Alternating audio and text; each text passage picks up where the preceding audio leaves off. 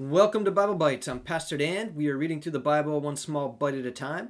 We are starting in Matthew chapter 16 today. So let's go ahead and begin reading. The Pharisees and Sadducees came to Jesus and tested him by asking him to show them a sign from heaven. So again, Pharisees and Sadducees were religious leaders. They also were political parties. They definitely had a political role in Israel that day.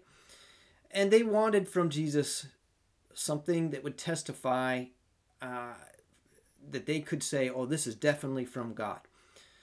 But here's the thing. They had already seen Jesus perform miracles. They had seen him or cast out demons and heard his amazing teaching. Now, some of the miracles that Jesus performed, surely they did not see, but they had heard the testimonies of people.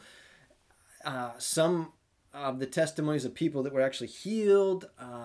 There was so much evidence, but they didn't believe it. They would not accept it. When they saw it for themselves, they chucked it off as being from the power of Satan.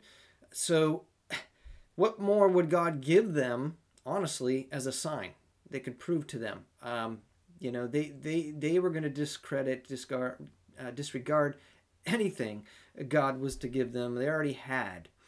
So Jesus replies, he says, when evening comes, you say it will be fair weather, for the sky is red, and in the morning, today it will be stormy, for the sky is red and overcast. You know how to interpret the appearance of the sky, but you cannot interpret the signs of the times.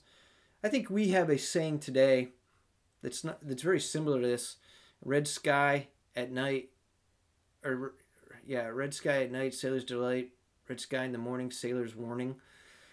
I might not be getting that right, but the fact is, it's very common to look at the world around us, the weather patterns, what the signs is going on, and we can interpret that to say, well, we know what's coming, what's gonna happen. I mean, it can be as simple as, hey, on an otherwise sunny day, when it suddenly gets really dark, we know that a storm is brewing, that a storm is going to come. And so Jesus is saying, you interpret this all the time. But the signs of the times, meaning what God is doing today, and so much of what God was doing in their midst had been prophesied about, like the scriptures spoke of it. But they missed it. They couldn't see it. It's maybe not a matter of they couldn't, they wouldn't. They refused. So Jesus in verse 4, he says, a wicked and adulterous generation looks for a sign. So adulterous because they were going after the things of this world, not the things of God. They wanted things to ooh and ah their flesh, that indulged their flesh.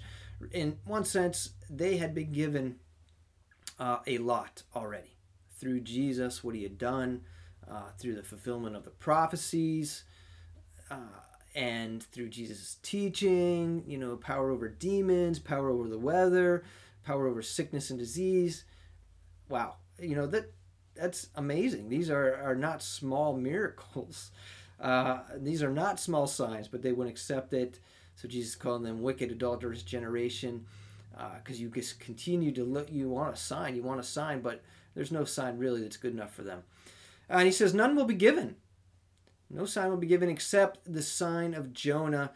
And Jesus didn't mean that, hey, I'm not doing any more miracles, but what he meant is that I'm not going to give you a sign specifically for you, or I'm not going to do something different as a sign than what I'm already doing, than the power of God that's going forth from me. Except for that sign of Jonah. And Jesus here is referring to his resurrection. Excuse me. He's referring to when he was raised from the dead. He spent 3 days in a tomb and then was raised. Jonah, who was a prophet that ran away from God, you can actually read his whole story in the book of Jonah in the Old Testament. He was swallowed by a big fish, a whale, a sea creature, and was spit up after 3 days. So Jesus is referencing that as an illustration of, and in a sense, really a prophecy of what was to come, that he would be crucified, or that he would die, be put in the grave for 3 days, and raised to life. And Jesus says that sign will be given to everybody, really, not just to you. But it's the greatest miracle of God, the resurrection, because through it Jesus has conquered death. Death, of course, is the sting of sin. It's the ultimate consequence of sin, which we all would partake of and are under and walk in, unless we know Jesus Christ, unless we are partaking of the life which God and Jesus give us.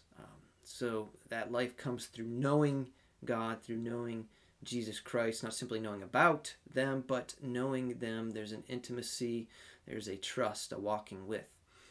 All right, so hopefully, it says then, Jesus then left them, and went away. So he wasn't going to argue with them, but he made his point and was on his way. Next time we'll pick up in verse 5, and we'll see you then.